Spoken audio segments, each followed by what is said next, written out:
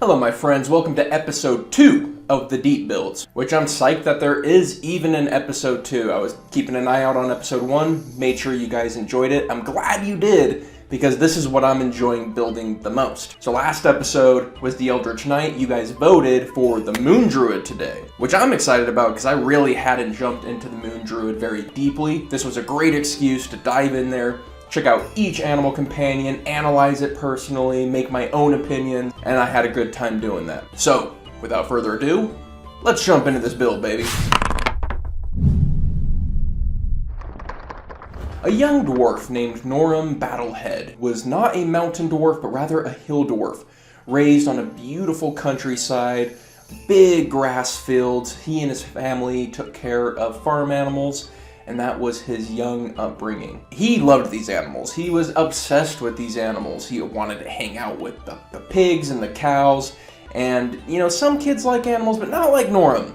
He loved every single animal. And that was reflected one day when he found a really, really nasty tarantula that was wounded. It had a crushed leg. And rather than just sweeping it aside or smushing it, he took pity on this creature and ended up giving it care until it was healthy again and it went on its way. Well, that spider, even though it couldn't talk, it couldn't really think, it still put appreciation out into the universe, that it appreciated this person who saved its life. The Lord of Spiders, the Queen Spider herself, heard this prayer from the spider and decided to reward this young child. So in a dream, he dreamed of a great web spanning the whole sky, with a giant spider with eyes that were like stars looking down on him. And she spoke basically saying that, I don't care about you, but you took care of my child, and so I'll grant you one wish. And this kid, thinking about it for a second, wished that he could be like all the animals. And the spider said, granted. And I actually liked doing this, that this feels like a patron blessing, but she doesn't care about you. She gives you the blessing and then she's gone. I said blessing, but this also turned out to be a bit of a curse, because every full moon you would transform into random animals and it was freaking everyone out in your small little farm. To the point where they got uncomfortable enough that they said, you need to go. Now, you did. You went into the forest next to your fields. From then on out, you learned the ways of nature, not from a mentor, but from survival, from nature itself. You would look at the animals and copy them and see how they survived, and you would even become them in order to survive. And it was through this experience that you really built this deep connection to animals, that you could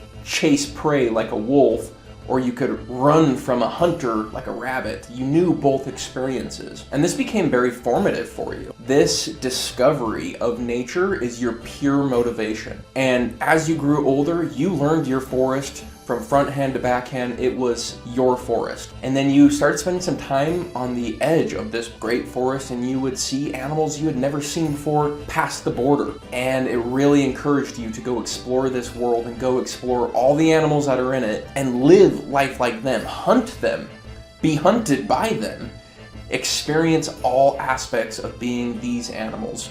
And that's what we're doing. That's why we're out adventuring, is we want to explore the world and its animals. All right, that was a little long-winded, but I think it's a cool story, somewhere to get started with. And from here, it's going to be build time, baby. So let's talk about pre-level 1. As you can tell from the story, our background is farmer. We are also a dwarf. This is going to give us plus 3 HP every single level. That's a huge deal, because with this druid, HP matters. We never switch our HP like what the old druid did, the old Moon Druid. We keep our HP, so having solid HP is really, really important if we're going to be up front and fighting people. So we're going to be taking that here. All right, here's how our stats lined up. Our dump stat is strength. We're putting 8 into it. Our dexterity is going to be 14. That's for medium armor. Constitution is going to be 13 plus 1, getting to 14. Then we have intelligence, which I put at 12. I thought this was a pretty smart individual, and the way that they analyze things, I felt really spoke to their intelligence. Then we have wisdom, which we're taking 15 in, plus 2 gets us to 17 right off the bat. And finally, we have charisma at 10. Charisma at 10 really represents we were raised in the woods, and the strength at 8 is like, we don't use our personal strength to do anything, we just transform into an animal who is strong to do that thing for us. So kind of a scrawny dwarf vibe. I went with survival and perception for our druid stats. I just feel like it makes so much sense for this particular build. Survival, we've been living in the woods, and perception, you have to pay attention when you're living in the woods. That works for me. Level 2, we're gonna get wild shape, and this is massively important for us, obviously. Now, at this level, we don't get to do all of our special wild shape things, but there's still 2 animal shapes that we're gonna take this level and never really get rid of, and I'll tell you why. First one is the spider.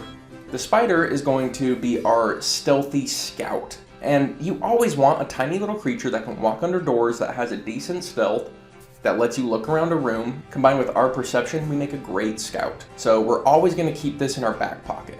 The other one is the giant badger. Badger and giant badger are the only 2 creatures in this book that give us a burrow speed. Now, I might be overvaluing burrow, but I don't think so. I think the ability to set up traps or to go from above ground to below ground to hide, I just feel like there's a lot of utility there. And I feel like this is a great character to explore playing with the burrow speed. So I'm gonna be doing that here. If you play with it for 4 levels and you're like, you know what, I don't actually love this, that's fine. We're gonna have plenty of other animals to choose from, but for me, I really do wanna play with that burrow speed. The other 2 ones I'm gonna go with are the elk, just for pure speed. At this level, this one's gonna be one we get rid of really quick.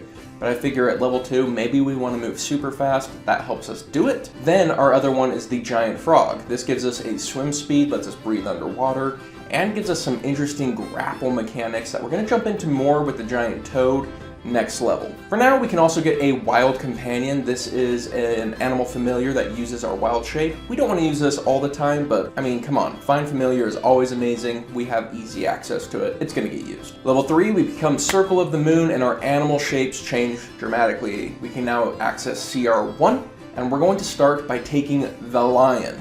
Now, I want to be very, very clear. The lion is the new all-rounder. It's no longer the bear. The lion is king. Fantastic.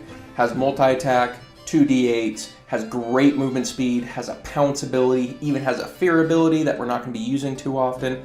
Super well-rounded, super good. The way the Moon Druid works now is we're going to have a consistent AC. It's our wisdom modifier plus 13. And so AC never really matters. And then our HP is what's used. We just add some temp HP on top of it whenever we wild shape. So ignore, when you're analyzing these animals, ignore AC and ignore HP. And that's really, really relevant. We also can cast Starry Wisp from our animal shape, which is fantastic because it means there's a bottom floor of what our attack action can do. For example, if we're a little spider, our attack isn't going to be very good, but the floor of us is Starry Wisp. If we're level 5, we're still shooting out 2d8.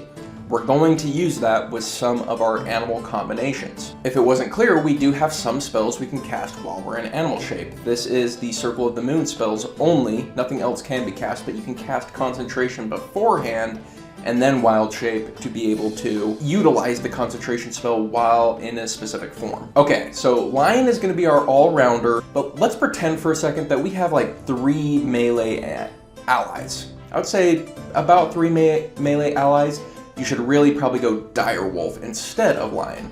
The reason why is the dire wolf can knock people prone, and then your allies all have advantage. And I'd say it's about 3 people attacking at advantage before the dire wolf beats out the lion. 2, 2, 3, definitely more than 3. And this dire wolf really represents a whole line of these animals. There's a whole line of animals that are all about giving the prone condition, and I've given them their own category. The proners is what I call them. And then there's another that's like the grapplers, and then you just have the raw stats. But the raw stats really fall off quick, and it ends up being grapplers and the proners from then on out as far as combat-oriented animal shapes go. Then we have the giant spider, who to me represents a climb speed, decent attack, but really importantly is it's like an anti-bad dex character. So if they have a bad dex, we can snipe them with our web, and now they're all tangled up, and it's awesome that we have some control along with our extra mobility. We're probably going to be using this one a lot. I have it listed as one I take for the rest of our 20 levels, but this is also my flex spot. If I want to go try something out, do something different, I'll probably be swapping the giant spider out to go do that. More often than not, maybe at this level, I would probably do the badger instead. Giant toad is another one I really want to talk about. Giant toad is cool. It's our swimmer at this level, so it gives us water movement, breathing, all that jazz, but it also has some cool combat potential. If they're medium size or smaller and we hit them with an attack, we kind of grapple them. Then if they don't escape that grapple for a whole turn, which, you know, it's a DC 13 if memory serves, and so it's not the hardest, but sometimes they're going to fail it. When they fell it, we can swallow them. Now they're restrained, and this really synergizes with our HP and our AC. Because we have a higher AC, it's harder to hit us while they're in our stomach, which means it's harder for them to get spit out, and we have enough HP to tank it for a while. Well, we can't do an attack action while we have someone swallowed. This is a great time to cast Moonbeam. This is one of our Circle of the Moon spells that drops this Moonbeam down, and now we can chase people around with our action. Meanwhile, we're digesting someone. I think that's a really cool combo. Now, we can only keep 4 of these for this level, so I went the little spider, the lion, and the giant toad is my definites, and then it's either giant badger or giant spider, depending on what you're feeling. Probably our main tactic at this level is going to be summon beast, go lion. They both have pack tactics, so now we have advantage on every single attack when we attack together. Pretty insane that lions get pack tactics and multi-attack and a jump ability. They really are stacked. That was a lot to talk about for level 3. We're gonna go on to level 4. We're gonna be taking Warcaster. Now, a lot of people like to take Grappler here, and I understand why. Grappler is a good feat, but Wisdom is so important for this build. It is our spells, it is our AC, it's massive. I'm not gonna slow down our Wisdom progression just because I wanna do some interesting things with Grappler. Sorry, I can pick it up later if I want. The most important thing about Warcaster is we're gonna have advantage on concentration saves. Concentration is so important with this build, I don't wanna be felling them. This is gonna really help us with that. It also lets us use spells as a reaction attack. We're of course going to be bumping Wisdom, so we're at a solid 18 Wisdom at this point. More importantly, at level 4, we get 2 new wild shapes. So those ones we were considering beforehand, well, now we can just take them. So I'm going to be taking probably Dire Wolf and the Giant Spider, along with the Giant Badger. So now we have our 6 there. Level 5, we get Wild Resurgence. This lets us spend a level 1 spell slot to get a wild shape back. That's pretty great. We're probably going to use this, so keep that in your back pocket. We also get 3rd level spells here. The biggest one that stands out to me is our Moon Druid spell. This is Conjure Animals. I've always hated Conjure Animals up until 2024. I don't particularly love it, but I think it's way better than it was. So let's talk about some of the silliness you can do with this. You can do your Conjure Familiar thing with your beast shape. Then you can cast Conjure Animals. You can use your eyes of your animal, your bird, whatever you're using, and you can send Conjure Animals way far away. So you can send it to a room you're not in yet. People haven't seen you yet, and now there's just this animal that runs around blending people up using the eyes of the bird to target it, and the whole party can stay far away. Really dumb to me. I'm never gonna do that, but I wanted you to be aware of it because it is technically a combo. I'm just gonna be using Conjure Animals if there's a bunch of people and I need to zoom it around and hit a bunch of people. I don't want to be using it for a ton of levels. I'll use it at this level, but by 7th level, I'm done with that tactic. Mainly, I want to keep focusing on single target damage. I want to do Summon Beast still, or summon the Fae. Summon Fae at this level is going to be better. They hit harder and they give themselves advantage, but as we keep leveling up, the Summon Beast advantage kind of starts carrying over the long term, and it ends up doing more damage than the Summon Fae, who doesn't have advantage. However, we're still dealing with a damage type that may be resisted more often than Fae's Force, so they can be used in conjunction. Some cool things you can do with the Fae though, specifically the Trixie, and then use a Grappler type, which we haven't seen much of yet, and then we animal that does either have Dark Vision or something else like Blind Sight. Level 6, we're upgrading our main animal. No, it's no longer the lion, we're changing over to the Giant Constrictor Snake. Now we're going into the Grappler types, and this is the first of the Grappler types. Okay, Giant Constrictor Snake is awesome. It has multi-attack, it auto-grapples, and what's really cool is it also has Blind Sight. Going back to that Fae we were talking about, here's a cool synergy, is the Trixie Fae can drop that Magical Darkness. If they don't have Dark Vision, they can't see through it. We have Blind Sight, we can. So now they're grappled in darkness, completely blind. What are they gonna do? They have to try and escape, and then that gives us an opportunity attack, and it's just really fantastic synergy, and we can keep doing it over and over again while we beat up on them. Really great. We get the Hunter Shark for our water animal here, and it's really quite good. It has advantage if the person we're attacking is missing any health whatsoever, so it basically always has advantage. And I really did the math for it based on that. The Proner gets upgraded as well. We go from Direwolf to Rhino. Rhino becomes quite the fantastic Proner. Very good at knocking people over. Level 6, we're going to gain the ability to do radiant damage with our attacks, which is almost always going to be better than whatever we were doing. And we're going to be able to add our Wisdom modifier to our concentration checks. Again, concentration is incredibly important, so it's nice that we're buffing that here. Level 7, we're going to grab Primal Strike. This is going to allow us to smack people a bit harder. Once we hit level 7, we get the Fount of Moonlight spell. This one is better with multi-attacking creatures, so anyone who attacks twice, this matters a lot more for, but you can't upcast this spell. So it ends up kind of falling off pretty quickly, unfortunately. Otherwise, it would have been really cool. I would have been using this a lot more, so it's really too bad they didn't add an upscaled version of this. Level 8 is a massive level for us. We are going to get flying creatures and 2 new creatures, so I'm just going to add the owl as our tiny little scout, and then the giant bat as our giant mount, and it has combat opportunity here. Giant bat is not even a CR1 creature. It's beneath that, so you would think it wouldn't be great in combat. That's false. This guy's gonna be awesome in combat. Not only can you carry allies with the giant bat, but what you can do is cast Conjure Woodland Beings. This is basically Spirit Guardians, but it lets us take a bonus action disengage every turn. We're also a large creature, so because it's an emanation that comes from our body, that makes the emanation bigger. So we also have 60 feet of movement speed. We have a natural disengage, so we can just fly around and hit everybody in this ability. If we can't hit everybody, action dash, go hit everybody. And then if we can hit everybody, we hit everybody, and then we use our action either to dodge if we feel like they're gonna be attacking us, or we can just do our cantrip, shoot a little laser beam out of our mouth, a little moonlight beam. So this is great. This is fantastic. We will hit everybody every single turn, and we do decent damage every single turn. 2 turns, it's gonna hit everybody, and we can keep doing it turn after turn after turn.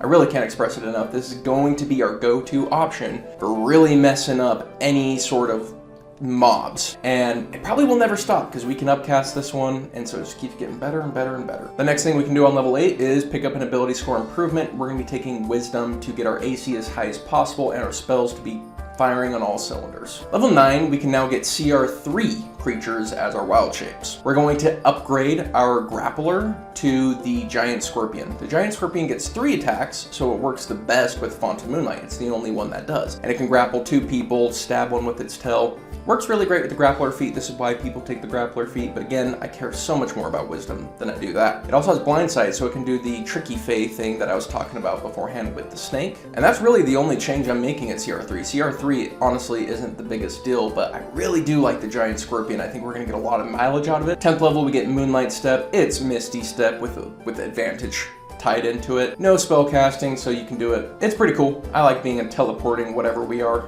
teleporting snake, pretty neat. Level 11, we get our 6th level spells. The one I felt like had the most synergy was Conjure Fae, and the idea is we grapple someone and we whack them with the Conjure Fae, who gives them the frightened condition, so now they have disadvantage on escaping us, and even if they do, they're frightened of us. So there is some synergy there if you're targeting one creature. I just feel like if you cast a summon at 6th level, you're gonna get more mileage though. So that's kind of just my opinion on it. Level 11 is definitely one of our slower moments. Level 12, I went with Grappler. I decided to actually take the Grappler feat here. Our grappling creatures honestly start falling off. The prone ones keep escalating, but the grappled ones don't so much. But you know what? I still feel like we're gonna be doing grappling things. I want that in my back pocket. And so this lets us really throw everybody around. I like it. CR4, we improve our proner. We go from the rhino to the elephant. The elephant gets to knock him down, step on him, all that cool stuff. We also get a better water creature than the hunter shark with the Archelion, however you say it. It's a dinosaur. I don't love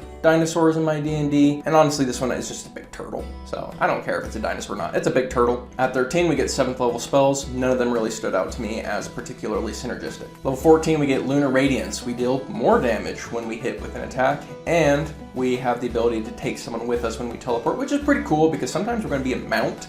Teleporting mounts are always neat. Level 15, we get another damage buff. Our Primal Strike increases by another d8. So we have a lot of little things that are just stacking up extra dice when we make an attack. So we do hit single targets pretty well, and our laser bat strategy still works fantastically well for crowds. So we can really handle all situations, and then we have utility for outside of combat. There's really no glaring weakness with this build whatsoever. At level 15, we now have CR5 creatures, and we have 2 updates. Our water is going to change over to giant shark. We go back to being able to attack at advantage if they've lost any health, and we do a lot of damage. You're doing something like 40 damage around with no spells even considered. It's quite good. All right, and then we have a better proner. This is a very good proner, but it is a dinosaur. We're dealing with this Triceratops. I might want to reflavor that. It's funny because Triceratops, I loved them as a kid, but in my D&D world, I don't know. They don't match it that best, but they're very good. We still have that ability to knock people on the ground, do a lot of damage. This is where we're getting to the point where the giant scorpion's definitely getting beaten out by the proners. So our grappling falls off, the proners go up. The more melee allies you have, the better that is. But if you don't have a bunch of them, you might still be utilizing grappling here and there. A giant crocodile is someone you might want to consider changing out the giant scorpion for that grappling ability.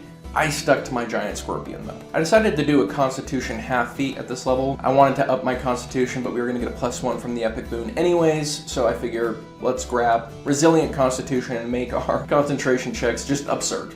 We are rarely gonna lose concentration. At 17th level, we're gonna get our 9th level spell. We're gonna go with shape change. This one I feel like is an awesome way to end this character's story because we can shape change once we hit level 20 into an animal lord.